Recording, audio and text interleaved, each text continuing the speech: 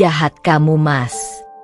Tega kamu menalakku setelah berhasil merubah sertifikat harta warisan keluargaku atas namanya. Mereka tak tahu kalau sudah masuk jebakanku. Dasar suami dan keluarga tak tahu diri. Siap-siap kalian jadi gembel.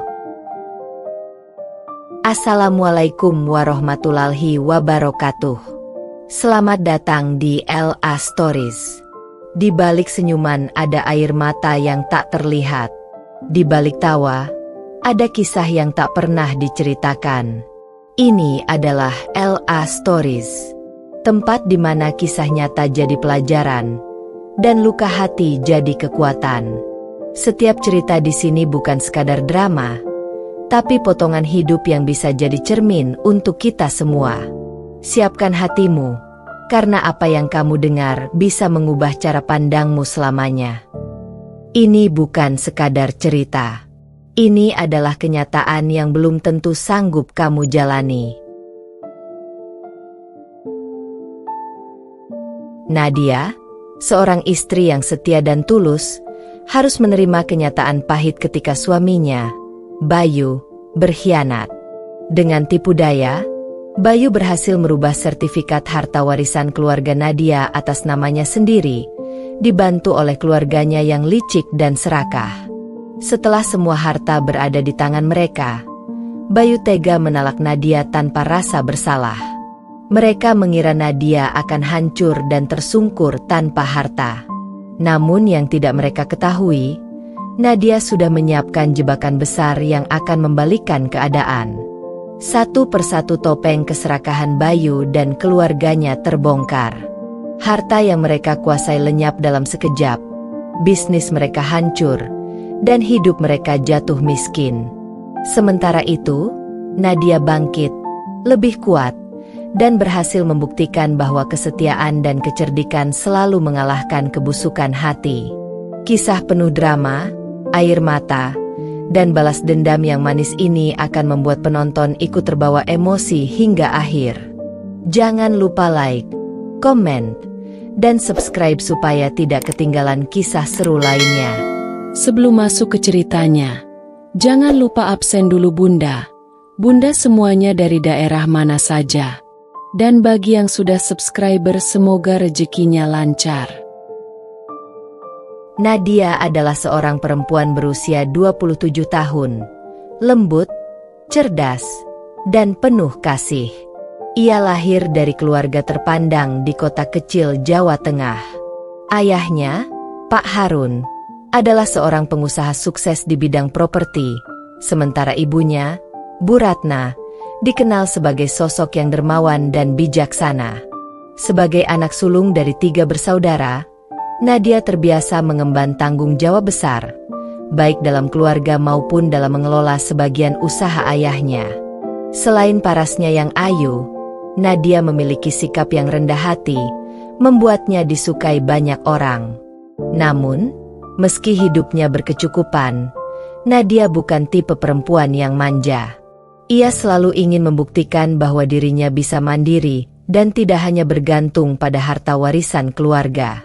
Pertemuannya dengan Bayu terjadi ketika ia sedang mengikuti sebuah seminar bisnis di Jakarta. Bayu, seorang pria tampan berusia 30 tahun, berhasil menarik perhatian Nadia dengan tutur katanya yang manis dan sikapnya yang terlihat penuh perhatian. Bayu memperkenalkan dirinya sebagai seorang pengusaha muda yang sedang merintis usaha kontraktor. Awalnya, Nadia menganggap Bayu hanya sekadar kenalan biasa. Namun, seiring berjalannya waktu, perhatian kecil yang diberikan Bayu, mulai dari mengingatkan makan, memberi semangat ketika Nadia sibuk, hingga mendengarkan keluh kesahnya, perlahan membuat Nadia luluh. Bayu pandai memainkan kata-kata dan menunjukkan sisi pria yang penuh kasih sayang. Tidak butuh waktu lama, hubungan mereka pun semakin dekat. Bayu berhasil masuk ke hati Nadia, bahkan hingga ke dalam lingkungan keluarganya. Pak Harun dan Bu Ratna yang melihat Bayu tampak sopan dan bertanggung jawab, mulai percaya bahwa pria itu adalah pasangan yang tepat untuk putri sulung mereka. Namun, tanpa disadari, di balik senyum manis dan sikap perhatian Bayu, Tersimpan ambisi besar, menguasai harta warisan keluarga Nadia. Sejak pertama kali diperkenalkan Nadia pada sebuah acara keluarga, Bayu dengan cepat mengambil hati orang tua Nadia. Pak Harun, yang biasanya sangat selektif terhadap pria yang mendekati putrinya, merasa kagum dengan cara Bayu berbicara. Bayu pandai menata kata, terlihat seperti lelaki yang penuh visi dan berorientasi pada masa depan. Pak, saya benar-benar kagum dengan cara Bapak membangun usaha dari nol. Saya banyak belajar dari cerita Bapak tadi, ucap Bayu sopan sambil menatap Pak Harun penuh hormat. Ucapan itu membuat hati Pak Harun menghangat. Ia jarang menemukan anak muda yang bisa menghargai perjuangan orang tua dengan begitu tulus. Setidaknya, itulah yang ia pikirkan saat itu. Di sisi lain, Bu Ratna pun merasa terkesan dengan sikap Bayu yang terlihat sopan, selalu menundukkan kepala ketika berbicara, dan tidak pernah lupa membantu hal-hal kecil, seperti mengangkat gelas atau membereskan piring setelah makan malam. Hal-hal sederhana itu membuat keluarga Nadia menganggap Bayu berbeda dengan pria-pria lain yang pernah dekat dengan putri mereka. Hari-hari berikutnya, Bayu semakin sering datang ke rumah Nadia. Kadang ia berpura-pura datang hanya untuk mengembalikan buku. Kadang ia beralasan ingin berdiskusi tentang bisnis dengan Pak Harun. Namun sesungguhnya, semua itu hanyalah strategi Bayu untuk semakin mengikat kedekatan. Pak Harun bahkan mulai mengajak Bayu ke beberapa pertemuan bisnis kecil. Bayu, yang sebenarnya hanya punya usaha kecil dengan kondisi keuangan pas-pasan, pandai sekali menutupi kekurangannya.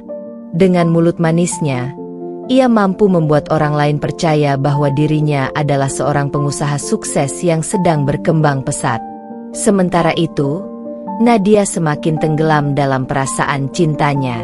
Setiap kali Bayu menatapnya dengan penuh perhatian, ia merasa menjadi wanita paling berharga di dunia. Bayu pandai memainkan perannya, kadang romantis, kadang penuh ambisi, kadang pula terlihat rapuh sehingga Nadia merasa harus terus mendukungnya. Sayang, aku hanya ingin jadi pria yang bisa membuatmu bangga. Aku ingin orang tuamu melihat aku pantas untukmu, kata Bayu suatu malam ketika mereka berdua duduk di taman rumah Nadia. Kata-kata itu membuat Nadia yakin bahwa Bayu adalah lelaki yang tepat. Akhirnya, setelah hampir 1 tahun menjalin hubungan, Bayu memberanikan diri melamar Nadia. Pada malam lamaran itu, ia tampil gagah dengan jas hitam rapi, membawa keluarganya yang tak kalah pandai berpura-pura sopan. Mereka datang dengan senyum ramah dan kata-kata manis, seolah-olah benar-benar menghargai keluarga Nadia. Pak Harun, Bu Ratna, izinkan saya membawa Nadia ke dalam rumah tangga. Saya berjanji akan menjaga dan membahagiakan dia selamanya, ucap Bayu dengan nada penuh keyakinan.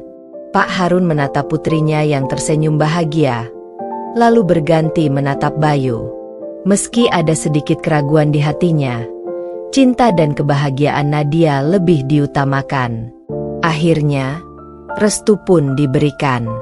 Beberapa bulan kemudian, pesta pernikahan digelar dengan meriah. Nadia tampak anggun dalam balutan gaun pengantin putih, sementara Bayu berdiri di sampingnya dengan senyum kemenangan yang nyaris tidak bisa ia sembunyikan. Di hadapan para tamu undangan, mereka berdua tampak sebagai pasangan ideal, pasangan yang penuh cinta dan harapan masa depan. Namun, di balik tatapan penuh kasih yang ditunjukkan Bayu kepada istrinya, tersembunyi sebuah rencana licik. Ia sudah berhasil mendapatkan apa yang diinginkannya, akses penuh ke dalam keluarga Nadia, dan jalan menuju harta warisan yang menggiurkan. Nadia yang sedang dibutakan cinta, sama sekali tidak menyadari bahwa ia baru saja membuka pintu untuk sebuah pengkhianatan besar di masa depan. Hari-hari pertama setelah pernikahan, kehidupan rumah tangga Nadia dan Bayu tampak begitu indah. Nadia benar-benar merasa seperti hidup dalam dongeng. Bayu selalu menunjukkan sikap manis, perhatian, dan penuh kasih. Setiap pagi, Bayu menyempatkan diri menyeduhkan teh untuk istrinya. Di malam hari, ia selalu menanyakan kabar dan mendengarkan cerita panjang Nadia tentang bisnis keluarga maupun kesehariannya. "Sayang, aku bahagia sekali bisa menikah denganmu. Rasanya semua perjuangan hidupku terbayar," ucap Bayu suatu malam sambil menggenggam tangan Nadia. Nadia tersenyum bahagia. Ia percaya bahwa cintanya akan terus bertahan selamanya. Namun, seiring berjalannya waktu, sedikit demi sedikit Bayu menunjukkan sisi lain dari dirinya. Awalnya halus, Bayu mulai ikut campur dalam urusan bisnis keluarga Nadia. Ia sering meminta Nadia menceritakan laporan keuangan perusahaan ayahnya. Bayu berdalih bahwa ia ingin belajar dan membantu meringankan beban keluarga. Nadia yang polos dan penuh cinta tidak pernah curiga. "Tidak apa-apa, Bayu. Aku senang kamu mau ikut memikirkan usaha keluarga. Itu tandanya kamu peduli," ujar Nadia dengan tulus. Pak Harun sempat merasa ragu. Ia mulai memperhatikan bagaimana Bayu sering menanyakan hal-hal sensitif terkait aset keluarga. Namun setiap kali melihat putrinya tersenyum bahagia, ia memilih diam. Ia tidak ingin menodai rumah tangga putrinya dengan prasangka buruk. Perubahan Bayu semakin terlihat ketika ia mulai membawa keluarganya datang lebih sering ke rumah Nadia. Mereka sering berkunjung, bahkan terkadang tanpa diundang. Murni, ibu Bayu, selalu berusaha bersikap manis di depan Nadia dan keluarganya. Tetapi secara halus ia menanamkan ide bahwa menantu perempuan seharusnya tidak banyak ikut campur urusan rumah tangga, melainkan fokus pada suami. Bayu itu kepala rumah tangga sekarang.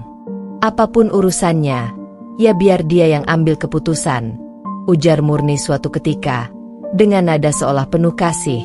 Padahal maksudnya adalah menyingkirkan pengaruh Nadia. Nadia, yang terbiasa dengan keluarga penuh kasih sayang, tidak menganggap ucapan itu sebagai sesuatu yang buruk. Ia bahkan merasa harus lebih menuruti Bayu sebagai tanda bakti istri kepada suami. Waktu terus berjalan, dan sifat asli Bayu semakin jelas. Ia mulai sering keluar rumah tanpa alasan jelas. Katanya untuk urusan bisnis, tetapi entah kenapa Nadia sering menemukan tanda-tanda bahwa Bayu lebih banyak menghabiskan waktu bersama teman-temannya di kafe atau bahkan tempat hiburan malam. Ketika Nadia menegur, Bayu selalu punya alasan yang terdengar meyakinkan. "Sayang, aku ini kan sedang membangun usaha. Aku butuh banyak relasi. Kalau aku nggak nongkrong sama mereka, aku nggak akan dapat proyek," ucap Bayu dengan nada sedikit tinggi. Nadia terdiam. Hatinya perih. Tapi ia memilih percaya. Baginya, tugas seorang istri adalah mendukung, bukan mencurigai. Di balik itu semua, Bayu semakin lihai menguasai aset keluarga. Ia memanfaatkan kelembutan Nadia untuk meminta tanda tangan pada beberapa dokumen penting. Kadang ia mengaku itu hanya formalitas bisnis. Kadang ia beralasan ingin membantu meringankan urusan ayah Nadia. Nadia yang sama sekali tidak menaruh curiga, menuruti semua permintaan itu. Ia percaya Bayu tidak mungkin menyakitinya. Namun, benih-benih kehancuran sudah mulai tumbuh. Bayu, bersama keluarganya, pelan tapi pasti merancang sebuah skenario licik, mengalihkan harta warisan keluarga Nadia ke tangan mereka. Dan tanpa disadari Nadia, rumah tangganya yang ia kira akan menjadi surga, perlahan berubah menjadi jebakan penuh pengkhianatan. Awal pernikahan yang penuh kehangatan itu kini berganti dengan ketegangan yang makin terasa. Nadia mulai menyadari ada hal yang berubah, bukan hanya pada Bayu, tapi juga pada keluarganya yang semakin sering ikut campur dalam urusan rumah tangganya. Bayu kini tak lagi menyembunyikan ambisinya. Ia mulai terang-terangan membicarakan soal harta keluarga Nadia, terutama tanah dan rumah besar peninggalan kakek Nadia yang selama ini menjadi kebanggaan keluarga. Suatu malam, ketika mereka sedang makan malam bersama di rumah besar keluarga Nadia, Bayu mengangkat topik yang membuat suasana berubah kaku. Pak, Bu, saya rasa sudah waktunya kita mulai merapikan semua aset keluarga. Sertifikat tanah, rumah, usaha. Kalau tidak ditata dari sekarang, nanti malah jadi rebutan adik-adik Nadia, ucap Bayu sambil menatap Pak Harun dengan tatapan serius. Pak Harun mengernyit, merasa tidak nyaman. Itu urusan keluarga kami. Bayu, kamu tidak perlu terlalu ikut campur. Namun, Bayu tersenyum tenang. Saya ini kan sekarang bagian dari keluarga. Pak, saya hanya ingin memastikan Nadia dan adik-adiknya tidak bermasalah ke depannya. Perkataan itu terdengar manis, tapi bagi Bu Ratna, ada sesuatu yang janggal. Ia bisa merasakan tatapan Bayu penuh perhitungan, bukan sekadar kekhawatiran seorang menantu. Tak lama setelah itu, Bayu semakin berani. Ia mulai membawa ibunya, Murni, serta adiknya, Rizal, untuk ikut berdiskusi tentang aset keluarga. Mereka selalu membungkus pembicaraan dengan alasan kebaikan bersama, padahal jelas terlihat ada keinginan untuk menguasai semuanya. Kalau semua aset masih atas nama Pak Harun, nanti kalau ada apa-apa akan ribet. Lebih baik dialihkan atas nama yang muda, biar mudah mengurusnya, ujar Murni dengan nada halus, seakan memberi saran tulus. Nadia yang mendengar itu merasa tidak enak hati. Ia mencoba membela keluarganya.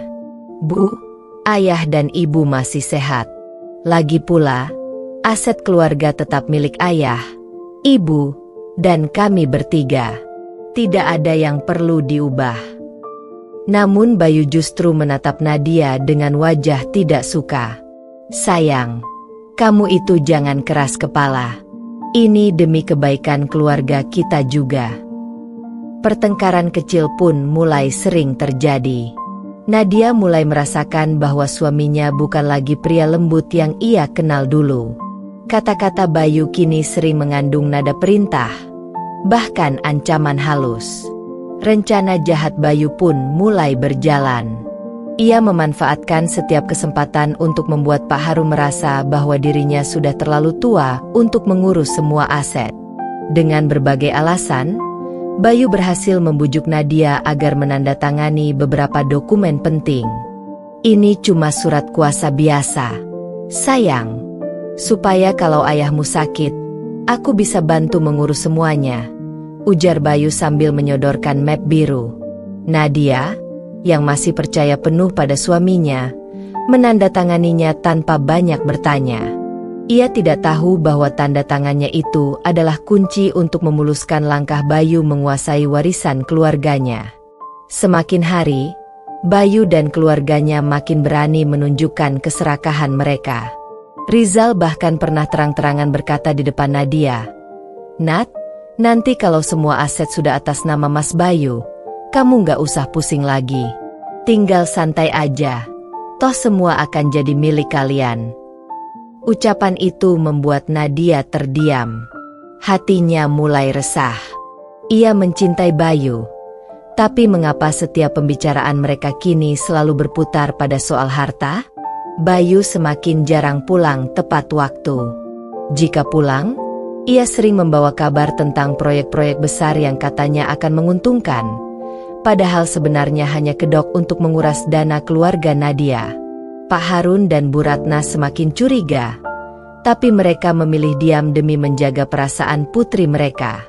Sementara Nadia, meski hatinya mulai goyah, masih mencoba meyakinkan dirinya bahwa semua ini hanya kesalahpahaman. Namun, ia tidak tahu bahwa benang jebakan sudah semakin mengikat.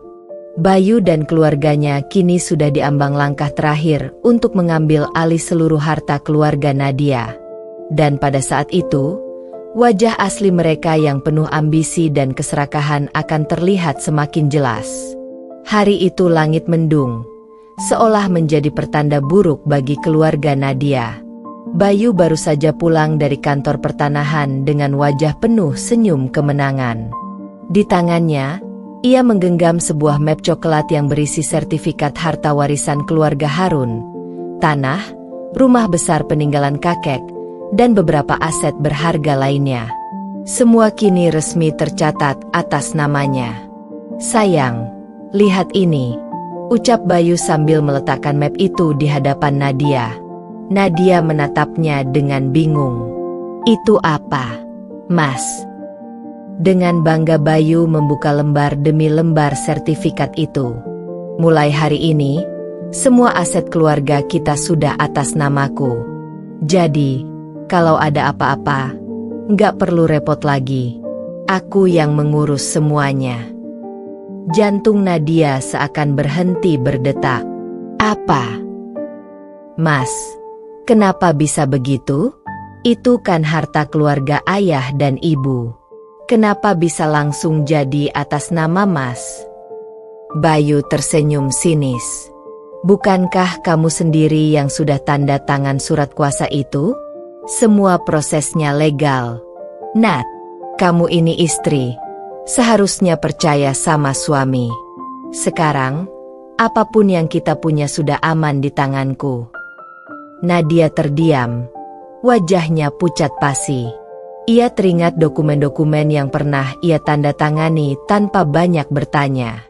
Hatinya hancur menyadari bahwa kepercayaannya telah dimanfaatkan oleh orang yang ia cintai. Kabar tentang perubahan sertifikat itu cepat sampai ke telinga Pak Harun dan Bu Ratna.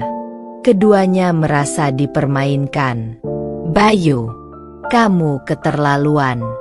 Itu harta keluarga kami, bukan milikmu. Bentak Pak Harun dengan suara bergetar menahan amarah. Namun Bayu justru tersenyum dingin. Pak, sekarang semua sudah resmi. Hukum ada di pihak saya. Kalau Bapak tidak terima, silakan bawa ke pengadilan. Tapi jangan salahkan saya kalau nanti nama keluarga Bapak tercoreng. Kata-kata itu menusuk seperti belati. Bu Ratna bahkan sampai meneteskan air mata. Bayu, kami menerima kamu karena cinta Nadia. Kenapa tega sekali kamu mempermainkan keluarga kami? Alih-alih merasa bersalah, Bayu justru merasa semakin berkuasa. Dan dari hari itu, sikap keluarga Bayu mulai berubah total. Ibunya, Murni, yang dulu selalu berbicara manis, kini tak segan merendahkan keluarga Nadia. Sudah jelaskan sekarang? Semua harta ini milik anakku. Kalian tinggal numpang saja di rumah besar ini. Jangan macam-macam, kalau tidak, silakan pergi. Katanya dengan suara keras ketika bertemu Bu Ratna. Adiknya, Rizal, bahkan lebih kasar. Ia sering mengejek Nadia dan keluarganya setiap kali berkunjung. Wah, sekarang keluarga kalian sudah bukan siapa-siapa lagi. Untung ada Mas Bayu. Kalau enggak, kalian bisa apa? Hanya numpang hidup dari warisan orang tua, kan? Ucapan-ucapan itu membuat Nadia tersayat. Ia ingin membela keluarganya. Tetapi setiap kali mencoba, Bayu selalu memotong dengan kata-kata tajam.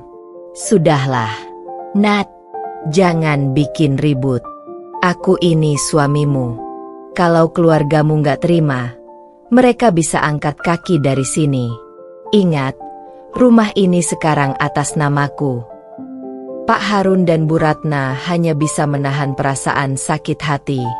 Mereka tidak menyangka menantu yang dulu mereka percaya kini berbalik menjadi penghancur martabat keluarga. Nadia, di balik air matanya, mulai sadar bahwa Bayu bukan lagi pria yang dulu ia kenal. Ia bukan suami penuh kasih, melainkan seorang serigala berbulu domba yang tega mengorbankan cinta demi harta. Namun Nadia tidak tinggal diam. Dalam diam, ia mulai menyusun kekuatan. Bayu boleh saja merasa menang, tetapi ia tidak tahu bahwa Nadia memiliki sesuatu yang bisa mengguncang balik seluruh rencananya. Karena satu hal yang Bayu dan keluarganya lupa, Nadia bukan perempuan lemah yang bisa diinjak sesuka hati. Sejak mengetahui seluruh aset keluarganya telah beralih atas nama Bayu, hidup Nadia terasa runtuh. Malam-malamnya dipenuhi air mata, Siang harinya penuh dengan tatapan iba dari tetangga yang diam-diam mendengar kabar buruk itu. Namun di balik kesedihannya, perlahan tumbuh api dalam hatinya.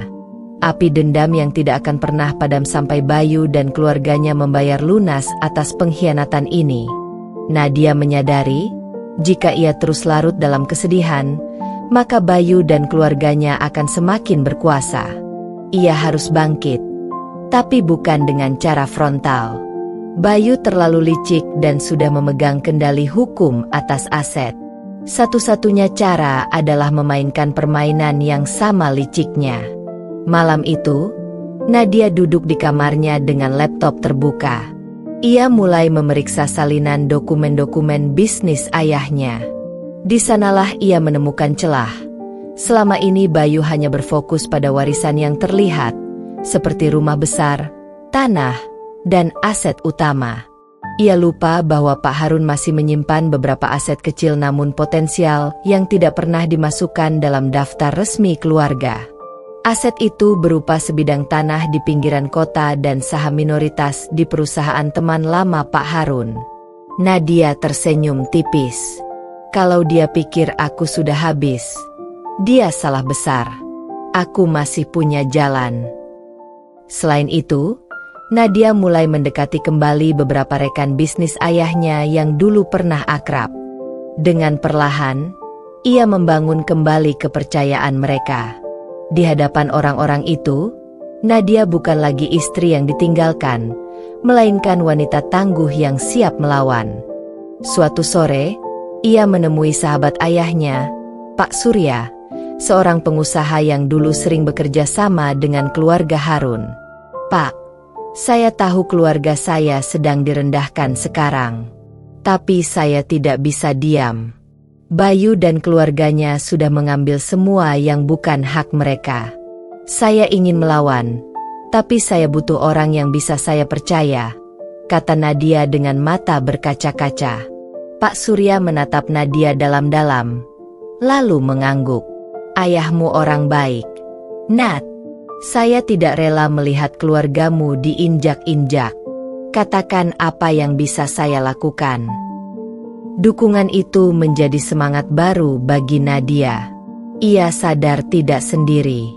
Dengan bantuan Pak Surya dan beberapa rekan ayahnya yang lain, ia mulai menyusun rencana besar. Di sisi lain, Bayu dan keluarganya semakin congkak. Murni sering mengundang kerabatnya untuk makan malam di rumah besar itu, membanggakan bahwa semua harta kini milik anaknya. Rizal bahkan berani membawa teman-temannya masuk ke rumah dan bersikap seolah dialah tuan rumah. Nadia hanya diam, pura-pura pasrah. Ia tahu, semakin mereka meremehkannya, semakin mudah rencananya berjalan. Langkah pertamanya adalah menyiapkan jebakan finansial. Bayu dikenal ambisius dan serakah. Nadia tahu kelemahannya. Ia tidak bisa menolak tawaran bisnis cepat kaya. Dengan bantuan Pak Surya, Nadia merancang sebuah proyek investasi palsu yang terlihat sangat menggiurkan. Proposal itu disusun dengan rapi, lengkap dengan dokumen legalitas yang tampak sah. Ketika Bayu pertama kali mendengar tawaran itu, matanya langsung berbinar. "Ini proyek besar sekali. Sayang, kalau aku berhasil, keuntungan kita bisa berlipat ganda. Kamu akan bangga punya suami sehebat aku," ucapnya penuh percaya diri. Nadia hanya tersenyum samar. "Kalau Mas yakin, jalani saja. Aku percaya Mas tahu yang terbaik." Padahal di dalam hatinya, ia berbisik, "Silakan, Mas. Masuklah ke dalam perangkapku." Selain jebakan finansial, Nadia juga mulai mengumpulkan bukti tentang semua manipulasi yang dilakukan Bayu. Ia menduplikasi beberapa dokumen penting yang diam-diam ia temukan di meja kerja suaminya. Ia tahu, suatu saat bukti-bukti ini akan menjadi senjata pamungkas. Malam-malam panjang yang dulu ia habiskan untuk menangis, kini ia gunakan untuk menyusun strategi. Nadia yang dulu lembut dan mudah percaya, kini berubah menjadi perempuan dingin yang penuh perhitungan. Bayu dan keluarganya mungkin merasa sudah menang. Mereka mungkin melihat Nadia hanya sebagai istri yang sudah patah sayap. Tapi mereka lupa satu hal, burung yang terluka bisa saja menjadi elang ketika saatnya tiba. Dan Nadia tahu, waktunya untuk membalas akan segera datang. Malam itu, Nadia duduk sendirian di kamarnya. Wajahnya tampak tenang, tetapi di dalam hatinya ada kobaran api dendam yang semakin membara. Semua harta warisan keluarganya sudah berpindah atas nama Bayu. Sertifikat rumah, tanah, hingga usaha kecil peninggalan ayahnya, semua direnggut begitu saja oleh suaminya yang dulu ia percayai. Namun, bukannya menangis lagi seperti dulu, kini Nadia sudah berbeda. Ia mulai menyusun rencana. Senjata yang akan ia gunakan bukanlah kekerasan, bukan pula teriakan atau air mata. Nadia tahu kelemahan terbesar Bayu, keserakahannya terhadap uang. Jebakan manis.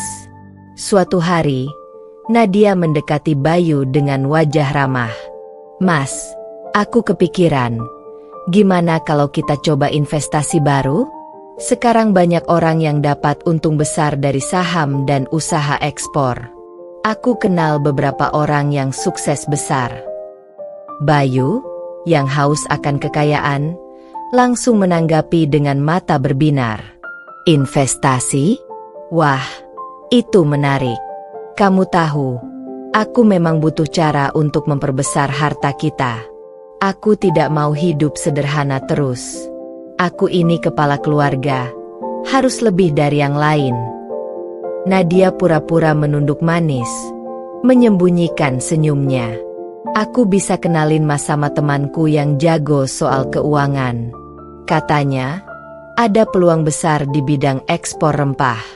Modalnya lumayan, tapi hasilnya bisa lipat ganda."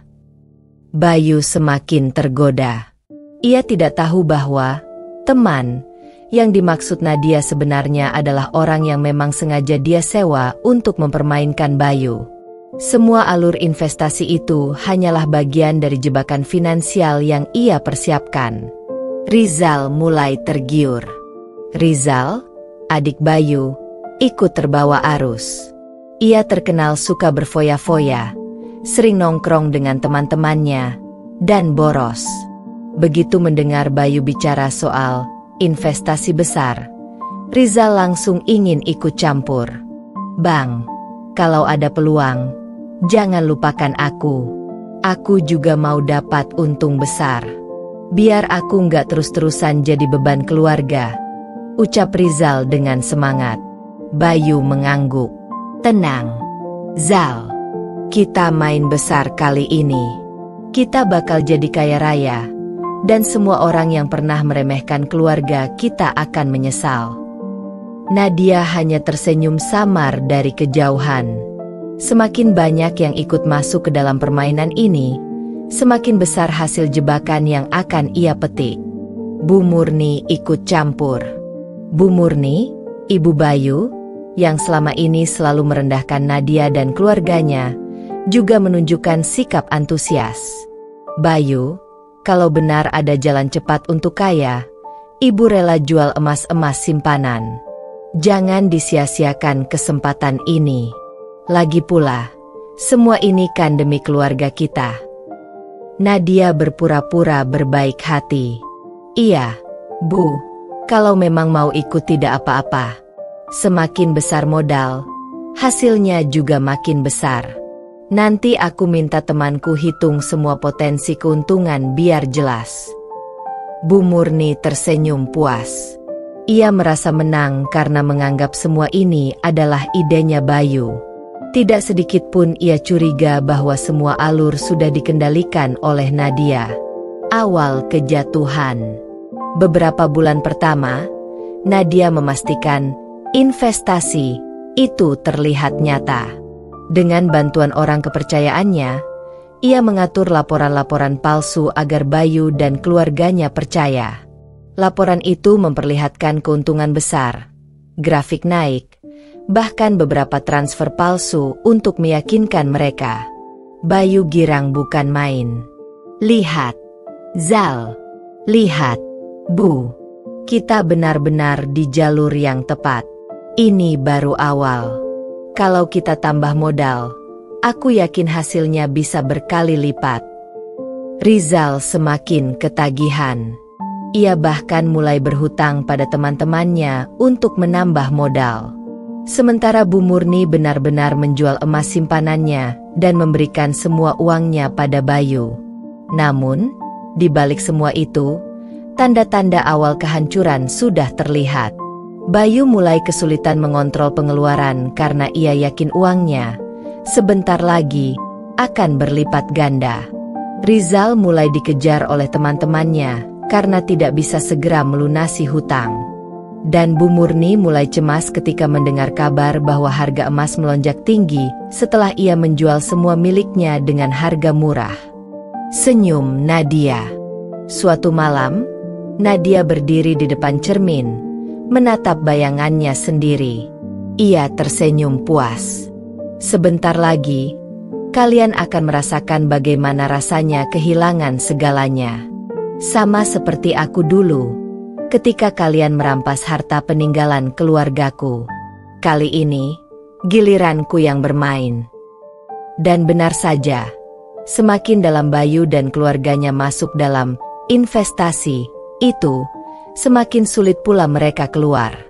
Mereka tidak sadar bahwa mereka sedang melangkah menuju jurang kehancuran. Hari-hari dalam keluarga Bayu yang dulu penuh tawa kini perlahan berubah menjadi malam-malam panjang penuh kebingungan.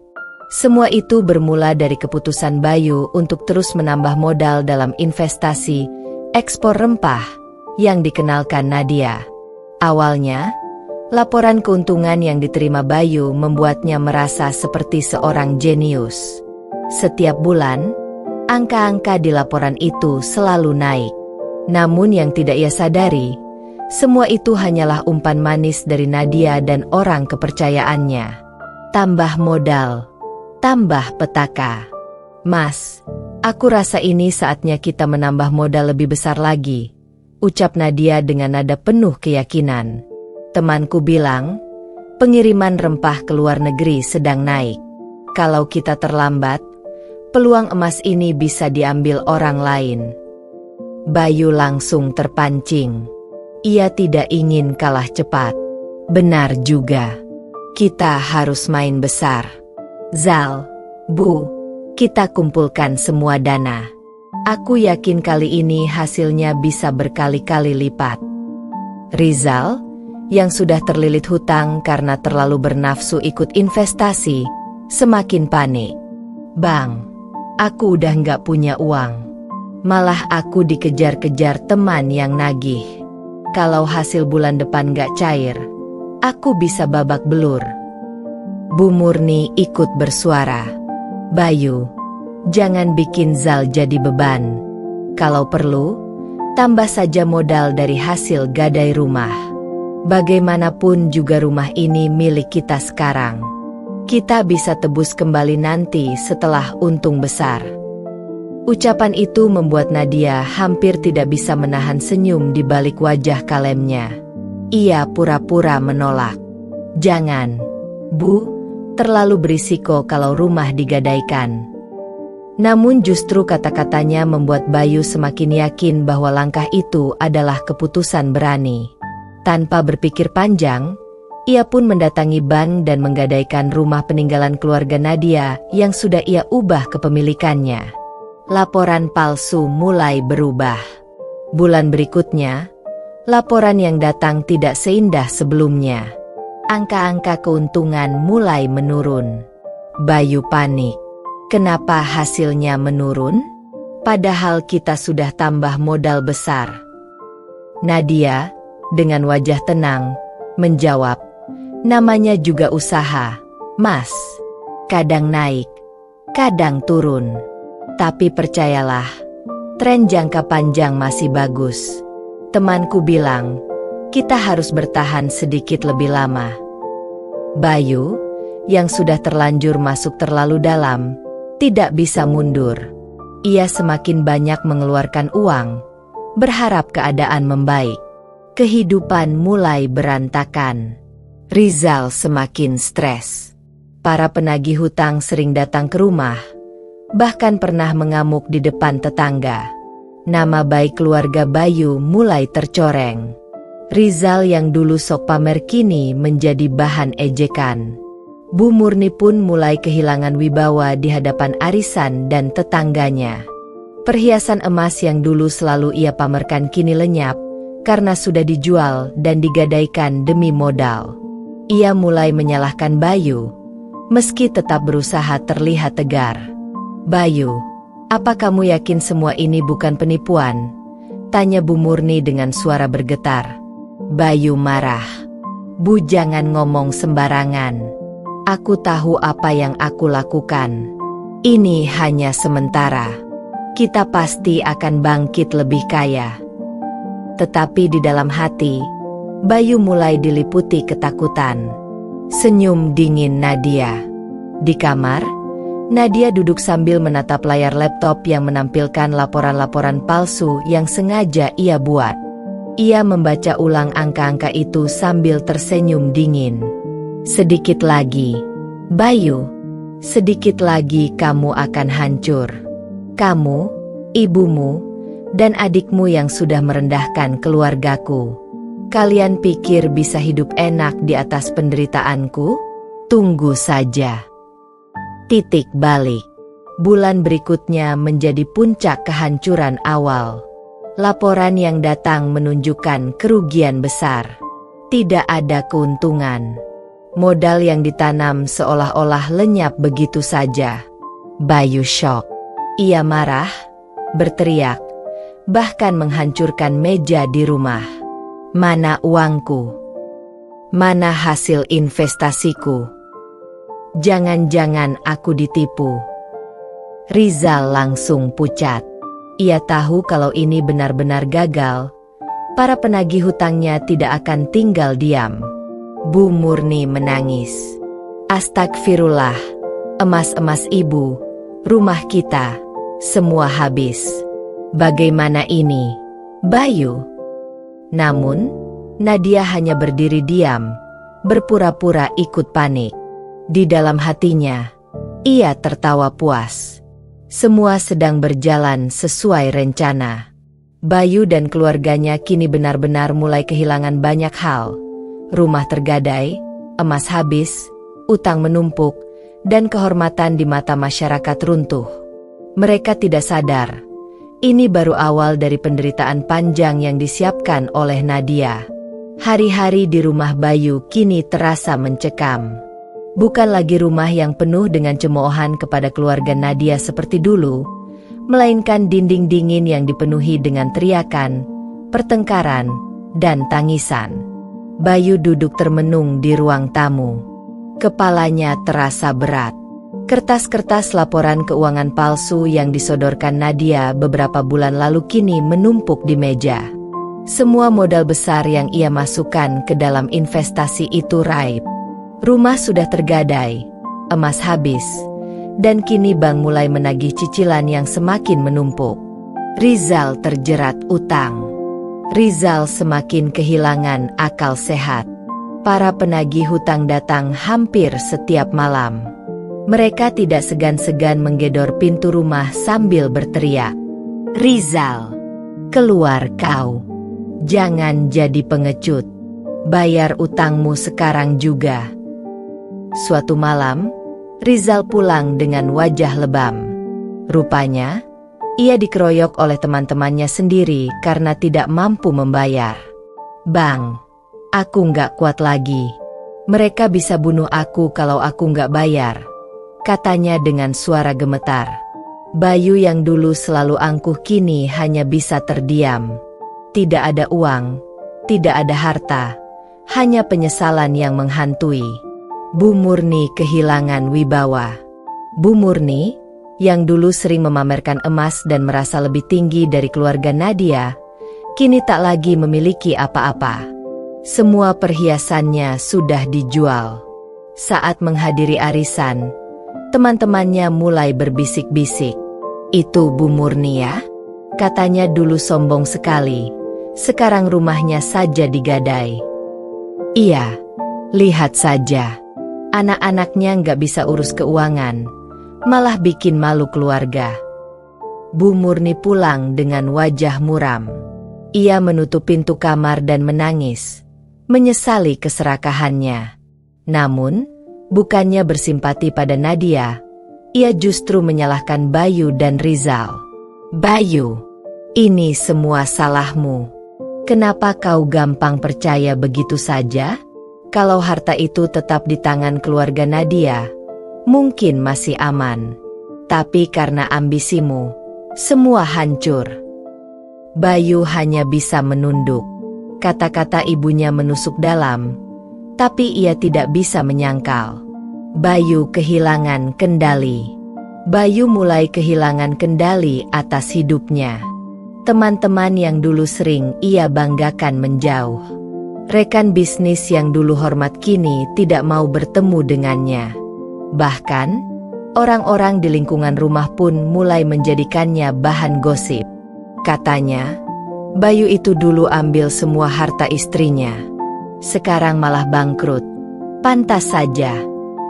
Dasar laki-laki tamak. Akhirnya kena batunya. Bayu marah, tetapi tidak berdaya.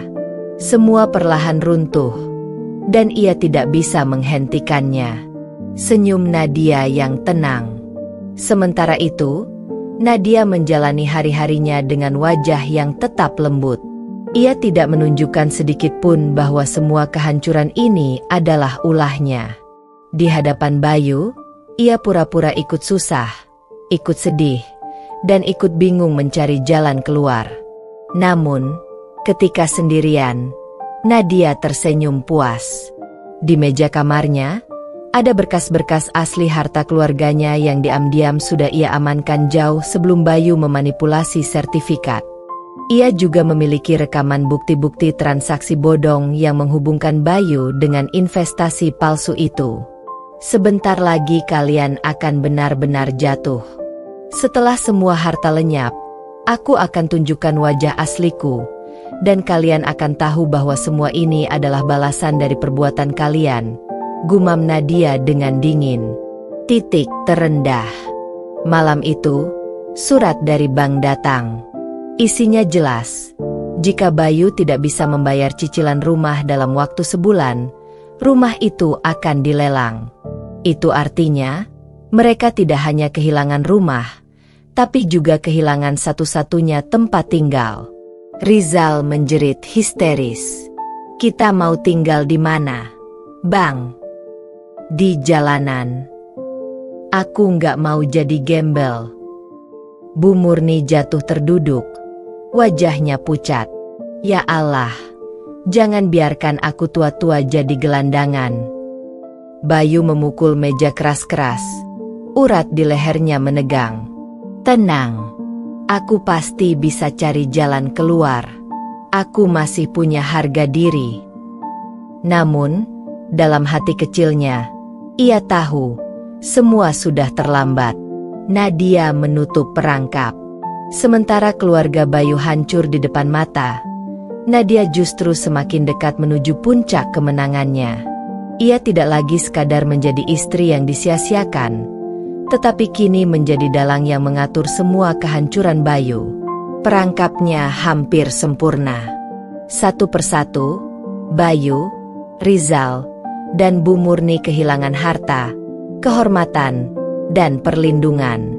Sebentar lagi, hanya rasa malu dan penyesalan yang tersisa. Dan Nadia akan berdiri tegak, menyaksikan mereka merasakan sakit yang sama seperti yang pernah ia alami, bahkan lebih dalam. Hari itu, udara pagi terasa begitu berat di rumah yang sudah tidak lagi seperti dulu. Rumah peninggalan keluarga Nadia, yang dulu direbut paksa oleh Bayu, sekarang dipenuhi barang-barang yang sudah dimasukkan ke dalam kardus. Surat penyitaan dari bank ditempel di pintu depan. Tenggat waktu sudah habis, dan hari ini rumah itu resmi dilelang. Rumah yang hilang. Bayu berdiri di depan rumah, menatap papan penyitaan dengan mata merah dan penuh amarah. "Ini nggak adil. Rumah ini seharusnya milik kita," teriaknya, meski sebenarnya hatinya tahu betul bahwa semua ini akibat ulahnya sendiri. Rizal duduk di teras dengan wajah kusut, rambut berantakan, dan mata sembab. Ia sudah tidak sanggup lagi menghadapi para penagih hutang yang terus mengejarnya. Tubuhnya gemetar, tidak tahu harus kemana setelah rumah itu hilang. Sementara Bu Murni menangis meraung di dalam rumah. "Ya Allah, aku harus tinggal di mana sekarang?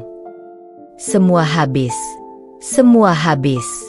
Harta, emas, rumah, semua lenyap."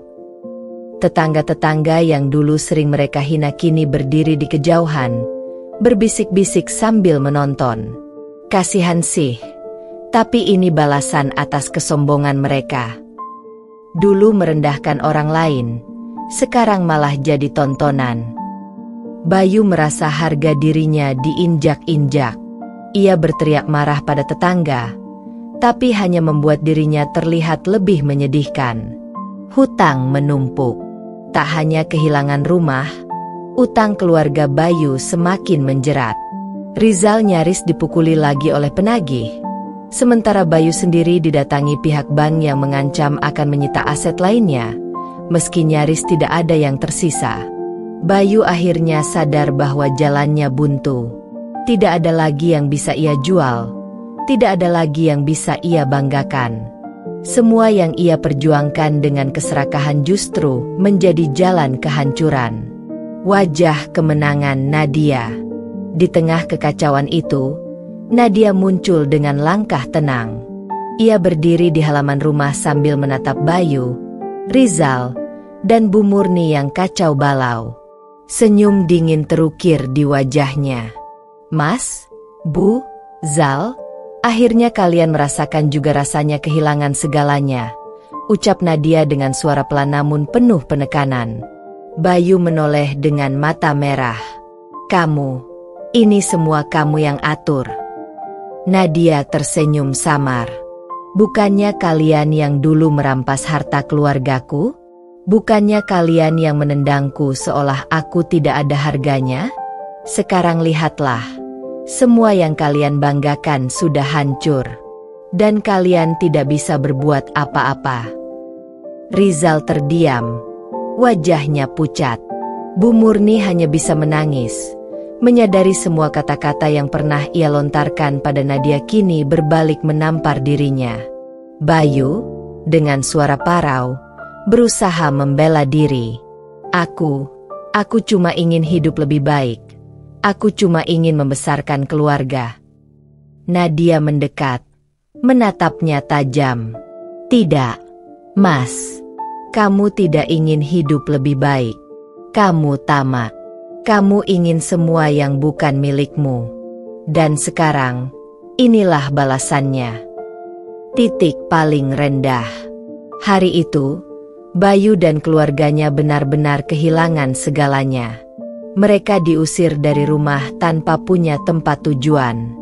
Barang-barang seadanya mereka bawa dalam karung, berjalan tanpa arah, menjadi tontonan orang banyak. Bayu yang dulu begitu sombong kini berjalan tertunduk. Rizal tampak seperti bayangan dirinya yang hancur, dan Bu Murni hanya bisa menangis tanpa henti.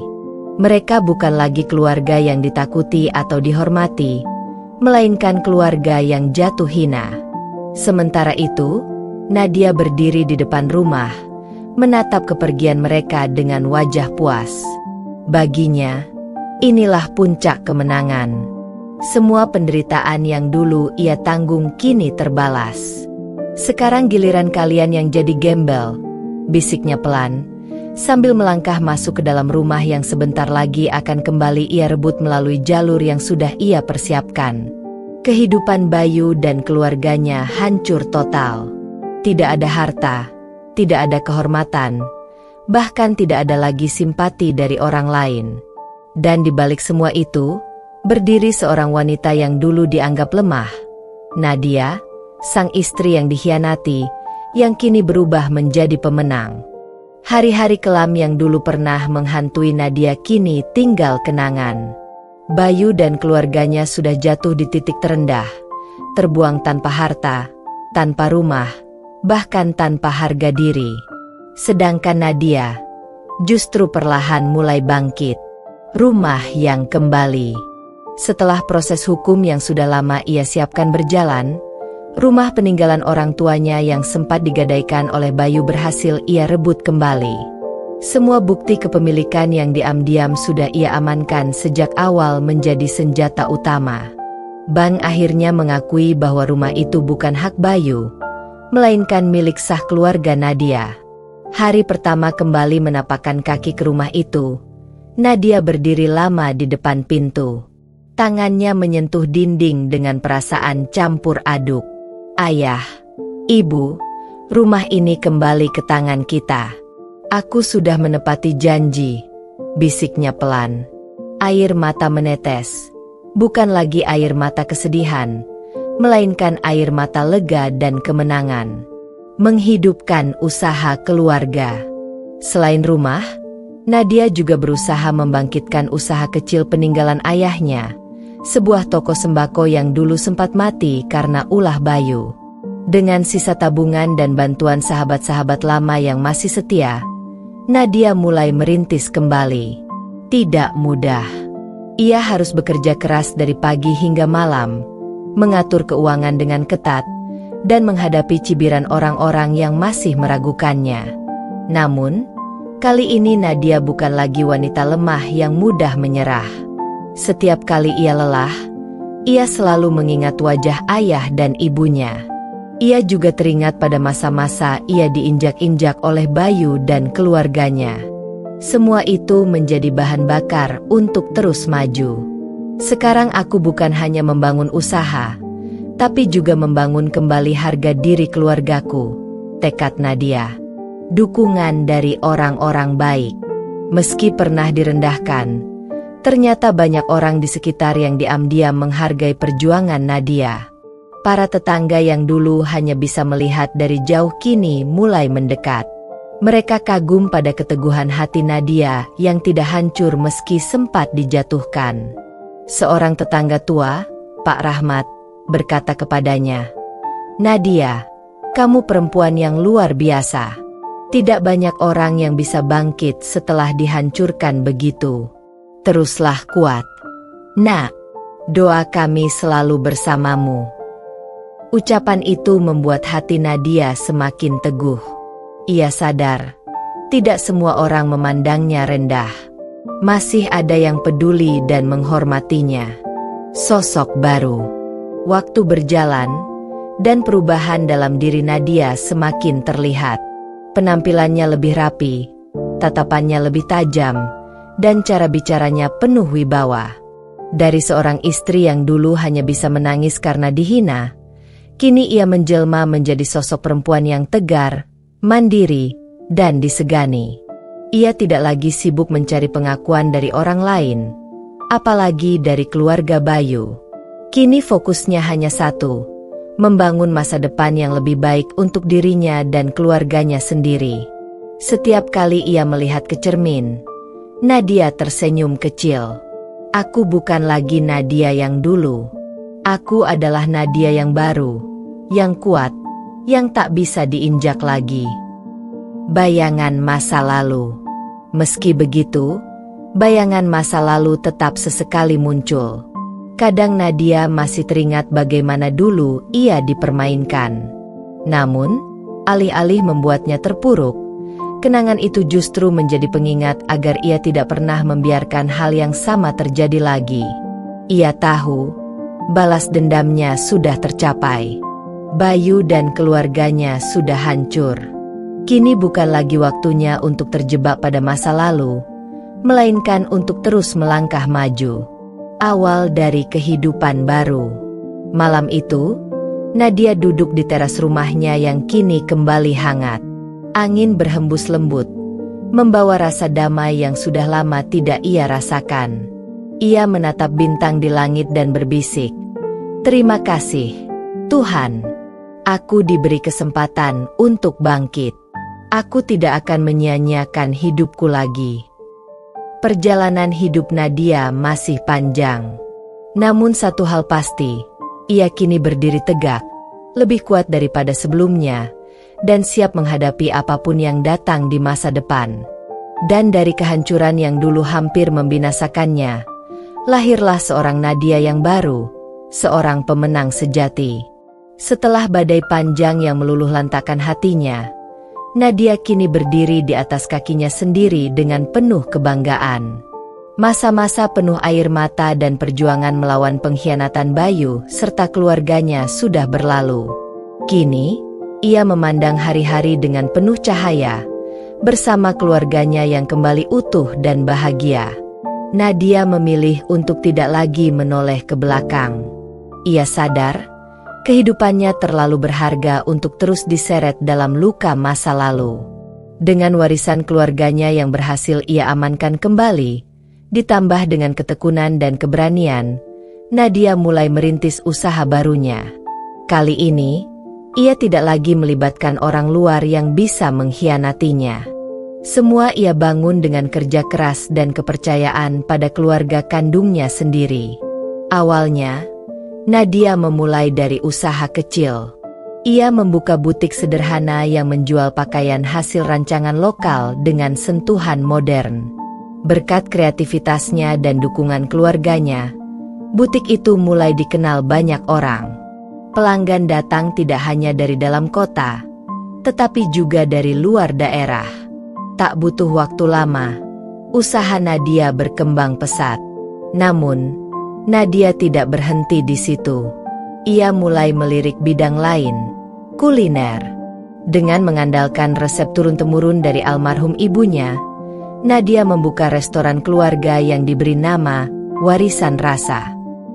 Restoran itu menjadi lambang kebanggaan keluarga, sekaligus simbol bahwa harta dan warisan bukan sekadar sertifikat tanah atau rumah, melainkan tradisi, cinta, dan kebersamaan. Restoran tersebut ramai pengunjung setiap hari. Orang-orang tidak hanya datang untuk mencicipi masakan lezat, tetapi juga merasakan hangatnya suasana yang penuh kekeluargaan. Nadia sering terlihat turun langsung ke dapur, memastikan setiap hidangan disajikan dengan sepenuh hati. Kebahagiaan itu semakin lengkap ketika ayah dan saudara-saudaranya mulai tersenyum lepas kembali. Mereka melihat Nadia yang dulu pernah hancur, kini kembali bersinar sebagai perempuan kuat dan berpengaruh.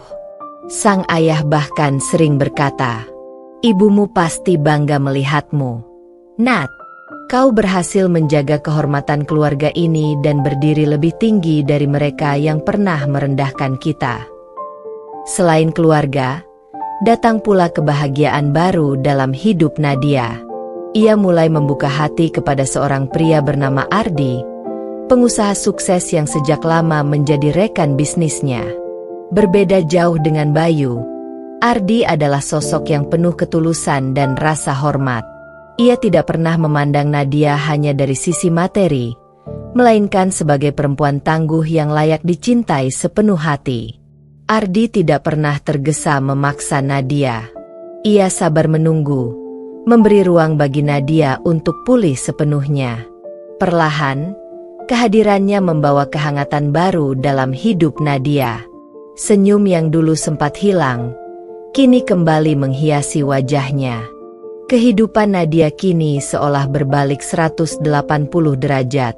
Jika dulu ia adalah korban pengkhianatan dan keserakahan, sekarang ia menjelma menjadi sosok inspiratif bagi banyak orang. Banyak perempuan yang mendengar kisahnya tergerak untuk bangkit dari keterpurukan, menolak untuk terus menjadi korban, dan mulai menata hidup dengan kekuatan sendiri. Di puncak kebahagiaannya, Nadia sering merenung di teras rumah barunya yang luas dan asri, bersama keluarganya. Dari sana ia menatap masa depan dengan penuh optimisme. Balas dendamnya sudah selesai, luka hatinya sudah ia sembuhkan, dan kini ia hanya ingin melangkah maju. Hidup Nadia kini bukan hanya tentang membalas dendam, tetapi tentang membangun, menghidupkan kembali warisan sejati keluarganya, serta menemukan kebahagiaan yang hakiki. Dengan keluarganya di sisinya dan cinta baru yang hadir dengan tulus, Nadia tahu, ia akhirnya menang, bukan hanya atas Bayu dan keluarganya, tetapi juga atas dirinya sendiri. Kehidupan Nadia benar-benar memasuki babak baru. Setelah luka masa lalu sembuh, ia kini membuka pintu bagi cinta yang lebih tulus.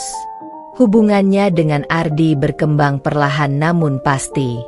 Ardi yang sabar, penuh perhatian, dan menghargai setiap keputusan Nadia membuatnya merasa aman dan dihormati, sesuatu yang tak pernah ia rasakan bersama Bayu. Pernikahan mereka diadakan sederhana namun hangat, hanya dihadiri keluarga dekat dan sahabat yang benar-benar tulus. Tidak ada pesta mewah yang berlebihan, karena bagi Nadia, makna kebahagiaan bukanlah gemerlap pesta, melainkan kejujuran dan ketulusan. Ayah Nadia bahkan meneteskan air mata haru ketika mengantar putrinya ke pelaminan, seolah beban panjang yang pernah menjerat keluarga mereka kini akhirnya benar-benar sirna. Setelah menikah, Nadia dan Ardi memutuskan untuk tinggal di rumah baru yang mereka bangun bersama. Rumah itu luas, penuh cahaya, dengan halaman asri tempat mereka sering duduk menikmati teh sore. Bagi Nadia, rumah itu bukan sekadar bangunan, melainkan simbol perjalanan barunya, sebuah kehidupan tanpa tipu daya, penuh cinta dan ketenangan. Namun, perjalanan baru itu bukan tanpa tantangan. Nadia kini harus menjaga keseimbangan antara peran sebagai istri, anak, dan pemimpin bisnis. Usaha butiknya semakin berkembang, restoran, warisan rasa, semakin ramai, dan permintaan ekspansi datang dari berbagai kota. Di sisi lain, ia juga ingin menjaga kehangatan rumah tangganya bersama Ardi. Ardi tidak pernah mengekang. Sebaliknya, ia selalu mendukung penuh. Ketika Nadia sibuk dengan urusan bisnis, Ardi dengan sabar menemaninya, bahkan sesekali ikut membantu mengurus manajemen usaha. Aku menikah denganmu bukan hanya karena cintaku padamu, Nat, tapi juga karena aku mengagumi keberanianmu, kata Ardi suatu malam. Nadia tersenyum, hatinya hangat. Ia tahu, ia menemukan pasangan sejati. Dalam kesehariannya, Nadia membagi waktu dengan bijak. Pagi hari ia sering habiskan bersama keluarga, sarapan bersama ayah, adik-adiknya, dan tentu saja Ardi. Siang hingga sore, ia fokus pada bisnis, mengatur strategi, bertemu klien, hingga mengawasi kualitas produk. Malam hari, ia kembali ke rumah, membiarkan dirinya hanyut dalam kehangatan cinta.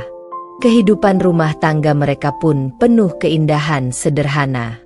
Mereka sering berlibur singkat ke tempat-tempat tenang, jauh dari hiruk-pikuk kota. Kadang hanya sekadar berjalan-jalan di taman, atau memasak bersama di dapur rumah. Nadia merasa inilah kebahagiaan sejati yang selama ini ia cari. Seiring berjalannya waktu, usaha Nadia berkembang menjadi jaringan besar. Ia membuka cabang butik di kota-kota besar, restoran, warisan rasa, menjadi franchise yang populer, dan namanya dikenal sebagai salah satu pengusaha perempuan inspiratif di Indonesia. Media bahkan sering mengundangnya untuk berbicara tentang perjuangan dan kebangkitan seorang perempuan. Meski demikian, Nadia tidak pernah lupa pada akar keluarganya. Ia selalu memastikan ayah dan adik-adiknya hidup nyaman. Mereka kini bekerja bersama di dalam bisnis keluarga, membuat hubungan mereka semakin erat. Nadia tahu, keluarganya adalah fondasi dari semua keberhasilannya. Di tengah kesibukan, Nadia sering merenung. Ia menyadari bahwa kehidupan adalah tentang keseimbangan. Dulu, ia terlalu larut dalam luka dan dendam. Kini, ia belajar untuk menyeimbangkan cinta, keluarga, dan bisnis. Semua ia jalani dengan hati yang penuh syukur. Di sampingnya, Ardi selalu hadir. Ketika Nadia lelah, Ardi menjadi bahunya untuk bersandar. Ketika Nadia ragu, Ardi menjadi suaranya yang menenangkan. Cinta mereka tumbuh bukan karena harta, bukan karena ambisi, melainkan karena saling menghormati dan melengkapi. Pada suatu malam, Nadia duduk di beranda rumah bersama Ardi, memandang bintang. "Aku dulu pikir kebahagiaan itu hanya bisa datang setelah balas dendamku selesai," ucap Nadia lirih. Ardi menggenggam tangannya. "Kebahagiaan itu kamu sendiri yang ciptakan, Nat. Dan lihatlah sekarang, kamu sudah berhasil." Nadia tersenyum, matanya berkaca-kaca. Ia tahu, perjuangan panjangnya sudah terbayar. Kini ia hidup bukan untuk balas dendam, melainkan untuk cinta, keluarga, dan masa depan yang lebih indah. Waktu terus berjalan, dan kehidupan Nadia bersama Ardi semakin lengkap dengan kehadiran anak-anak mereka. Tuhan menghadiahkan dua buah hati yang menjadi cahaya baru dalam rumah tangga mereka. Akila, si sulung yang cerdas dan penyayang, serta Daffa, si bungsu yang lincah dan penuh rasa ingin tahu. Sejak kecil, Nadia dan Ardi berkomitmen untuk membesarkan anak-anak mereka dalam suasana penuh cinta dan kejujuran. Mereka ingin Akila dan Daffa tumbuh tanpa harus mengenal pahitnya pengkhianatan dan keserakahan yang pernah Nadia alami di masa lalu. Di rumah, kehangatan selalu menjadi hal utama. Setiap pagi, keluarga kecil itu duduk bersama di meja makan.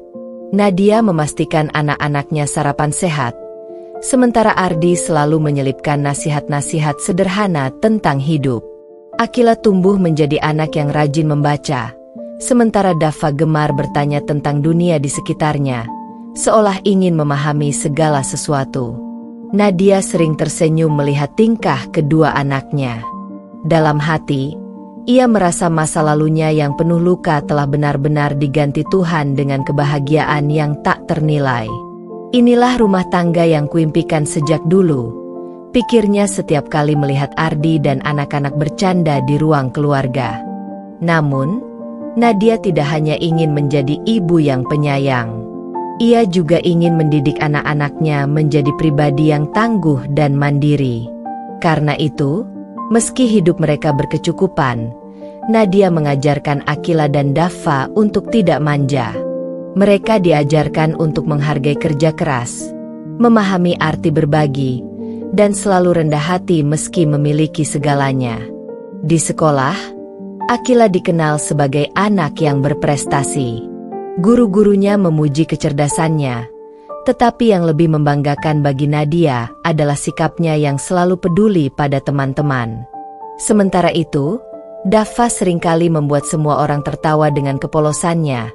Namun di balik itu, ia memiliki rasa ingin tahu yang kuat, ciri khas seorang calon pemimpin. Nadia dan Ardi juga memastikan anak-anak mereka tetap dekat dengan kakek dan keluarga besar. Mereka sering mengunjungi ayah Nadia, yang selalu memberi wejangan kepada cucunya tentang arti keluarga dan perjuangan. Akila dan Daffa tumbuh dengan memahami sejarah keluarganya, bahwa kebahagiaan yang mereka nikmati hari ini lahir dari air mata dan perjuangan panjang ibunya. Malam hari sering menjadi waktu favorit keluarga kecil itu. Nadia akan membacakan cerita sebelum tidur, bukan sekadar dongeng biasa, melainkan kisah-kisah perjuangan hidup yang ia ubah menjadi cerita penuh nilai moral. Kadang, Ardi ikut menambahkan candaan agar anak-anak tertawa sebelum terlelap. Meski sibuk dengan bisnis yang terus berkembang, Nadia tidak pernah abai pada anak-anaknya. Ia membagi waktu dengan cermat. Siang hari ia sibuk mengurus butik dan restoran, tetapi malam selalu ia simpan untuk keluarganya. Ardi pun melakukan hal yang sama, menjadikan rumah sebagai pusat kebahagiaan mereka. Seiring berjalannya waktu, Nadia mulai melihat benih-benih masa depan dalam diri anak-anaknya. Akila sering membantu Nadia di butik, memilih kain atau memberi saran desain sederhana, sementara Daffa lebih suka mengikuti Ardi saat mengurus bagian teknis restoran. Meski masih kecil, keduanya sudah menunjukkan minat yang berbeda, dan Nadia selalu mendukung pilihan mereka tanpa paksaan. Dalam keheningan malam, Nadia kadang duduk termenung sambil menatap Akila dan Dava yang tertidur pulas. Air matanya menetes, bukan karena sedih, melainkan karena rasa syukur yang begitu dalam. Aku dulu hampir hancur, tapi lihatlah sekarang. Aku memiliki segalanya yang pernah kuimpikan, bisiknya dalam hati. Generasi baru dalam keluarga Nadia tumbuh dalam kehangatan, kasih sayang, dan nilai-nilai yang kuat. Inilah bukti bahwa luka bisa disembuhkan, kehancuran bisa dibangun kembali, dan masa depan bisa menjadi indah jika diperjuangkan dengan sepenuh hati. Bagi Nadia, kemenangan sejati bukanlah ketika ia menjebak Bayu dan keluarganya hingga jatuh, melainkan saat ia melihat Akila dan Dava tumbuh bahagia di tengah keluarga yang penuh cinta. Tamat.